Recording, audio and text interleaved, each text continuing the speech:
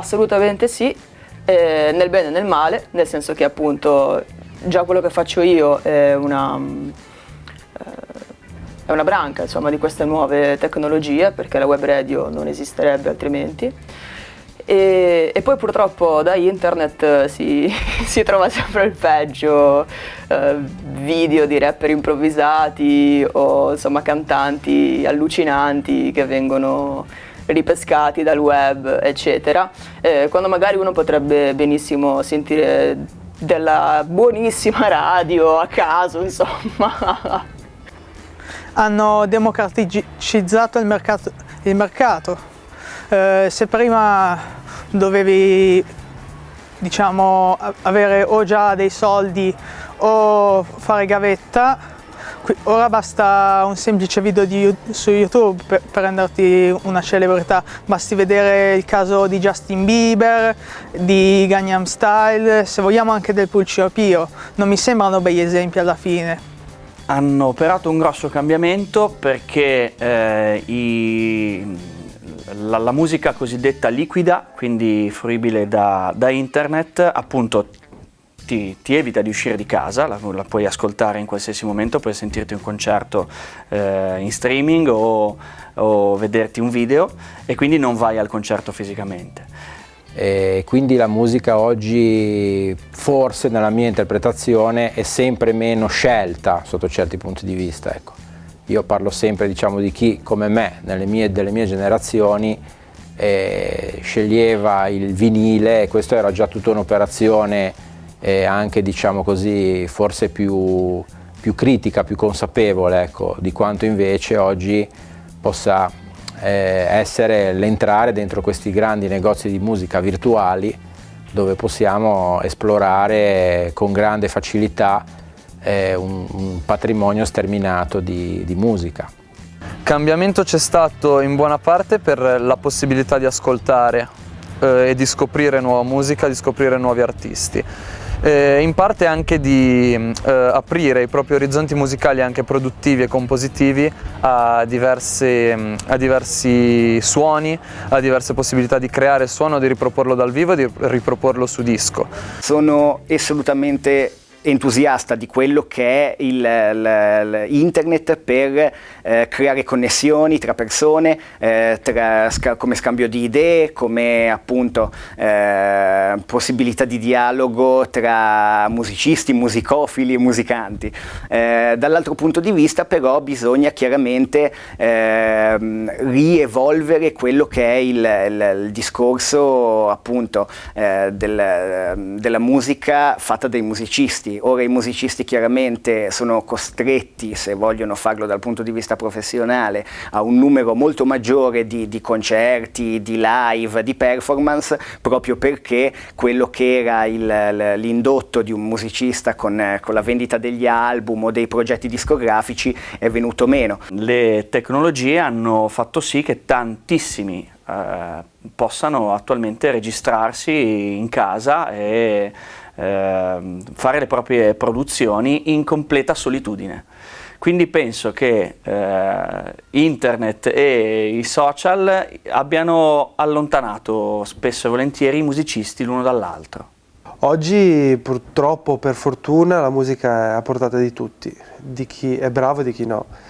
Ormai puoi diventare una star di YouTube magari cantando una canzone male o producendo un disco tuo in casa.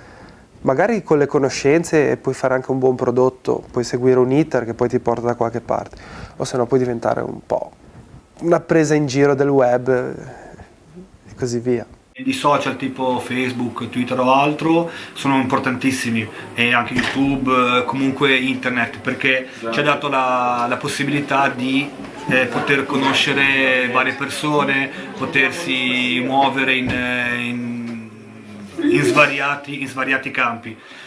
La cosa brutta è che quando questa cosa qua fa in modo che tu non esca più di casa perché ti guardi solo i video su YouTube di un tuo gruppo senza andarlo a vedere dal vivo. Questo non va bene. Intende insegnarci qualcosa o ce ne restiamo qui così? Fate quello che volete. Io rivoglio la mia insegnante. A parte questo. Freddy, tu che vorresti fare? Non lo so. Bruciare l'aula? Andate fuori a fare ricreazione. I miei genitori non spendono la bellezza di $15.000 all'anno per la ricreazione. Vuoi imparare qualcosa? Sì, signore. Vuoi che ti insegni qualcosa? Vuoi imparare qualcosa? Va bene, ecco una lezione utile a tutti. Mollate, rinunciate, perché tanto in questa vita non si vince. Sì, provateci.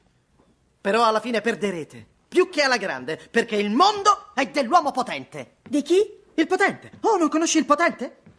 È dappertutto. Alla Casa Bianca, in corridoio, la Mullins. Lei è il potente. E il potente buca l'ozono. E sta bruciando l'Amazzonia. E ha rapito l'orcasciamo e l'ha messa nell'acqua clorata, ok? Esisteva una maniera di fregare il potente, si chiamava rock and roll. Ma indovinate? Oh no! Il potente ha corrotto anche quello con una cosina di nome MTV!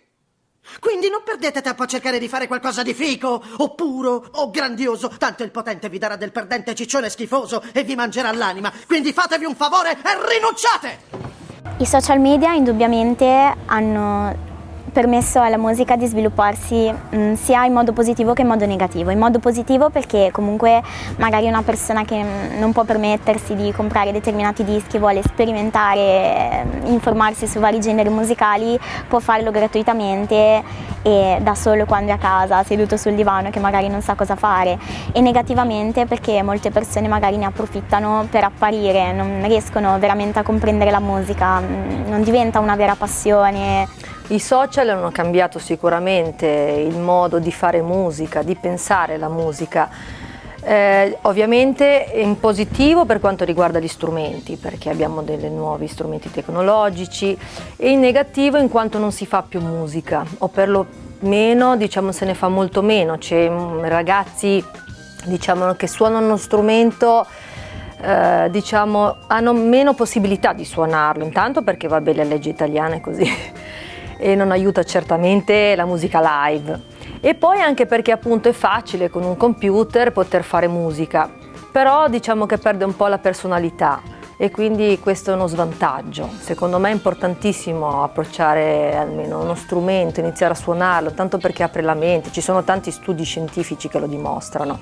Fare ricerca con la tecnologia che c'è oggi è, diciamo, relativamente è semplice, nel senso che puoi arrivare a trovare le cose che ti interessano molto più facilmente di una volta, mentre invece una volta quando scoprivi un artista nuovo, quando avevi qualcuno che dicevi questo mi interessa, mi piacerebbe avere la sua discografia, lì diventava un pochettino più difficile, perché c'erano i cataloghi, dovevi aspettare che arrivava, almeno da me a casa mia arrivava il catalogo Nannucci, si facevano gli ordini, oppure, quindi siamo ben lontani diciamo, dal mondo che oggi invece i ragazzi hanno a disposizione per poter fruire della musica.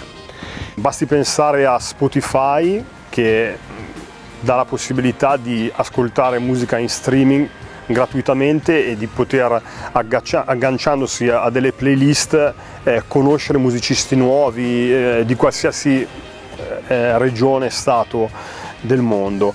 Quindi trovo che le possibilità siano veramente tante dal punto di vista del consumatore, ma anche di chi produce. Il fatto di avere così tanto materiale, di avere un accesso così limitato fa sì che poi tu non conosca poi così bene le cose che, tra virgolette, che scarichi dalla rete o che comunque tra i social media vengono, perché poi il fatto di non conquistarsela quella cosa lì, di non averla aspettata, qualcuno diceva che il bello è nell'attesa. Per quanto riguarda l'esecuzione dei brani, hanno cambiato in modo radicale quello che è il modo di lavorare di un musicista, sia per quanto riguarda la parte compositiva, sia per quanto riguarda la registrazione vera e propria, e questo ha permesso sia nel bene che nel male a chiunque di poter realizzare un proprio progetto anche tra le mura di casa propria, e questo è una cosa fondamentale. Ovviamente le tecnologie possono, e anche se vogliamo le radio, possono dare una comunicazione che purtroppo diventa globalizzazione, quindi fanno ascoltare sempre i soliti gruppi, i soliti cantanti, conosciuti, stranoti, ma non c'è mai una ricerca di un cantautore importante, nuovo, magari giovane, non conosciuto, ma che porta a qualcosa di nuovo. Come tutte le cose è un'arma a doppio taglio. Un'arma a doppio taglio perché se prima non potevi bypassare la figura dello studio di registrazione, la figura del tecnico da cui andare a registrare fino a poco tempo fa, se volevi un suono di basso dovevi avere un bassista, nel senso, no? Oggi è tutto più a portata, oggi volendo ti fai, una persona sola può fare un ottimo brano polistrumentale, senza grosse spese, senza grossi spostamenti. Oggi col fatto che tutti possono fare musica, tutti si sono messi a fare musica.